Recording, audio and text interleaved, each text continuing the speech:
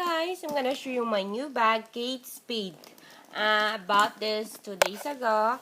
Of course, my husband bought it for me. Thank you, hubby. Maganda siya kasi light pink siya. Mahilig ako sa pink.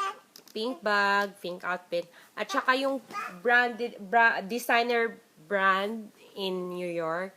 Lahat ng bag doon, bright colors. So, I love bright colors. So, I like that designer bag than Michael Kors. Kasi, medyo mahilig talaga ako sa bright color. Mahilig talaga ako sa light blue, light pink, bright orange, bright blue. Really bright color. I love bright color. So, bagay siya sa lahat ng outfit ko, kaya ako siya binili. And, meron din siya sa Japan. Meron siyang location doon. Hindi ko lang alam. Maganda siya sa loob. Of course, wala pa siyang laman. Ay, meron palang laman. Ano bang laman nito? Ay, nilagay ng anak ko yung favorite perfume ko, yung Prada.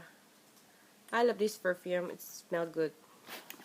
The price. Let's see. Oh, hindi makita. Bulag yata to. $398. But, I got 20% discount. So, it's, cause that day is like, almost sell. The bag almost sell. So, I have 20% discount in that site. Maganda ho siya kasi malaki. Malaking bag to. Hindi siya maliit. Medyo malaki siya.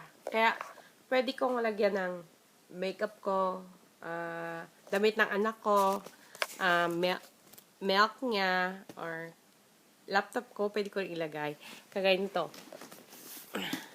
Pwede ko ilagay. Kaya mabigat po siya. Kaya hindi ko siya medyo nilalagay.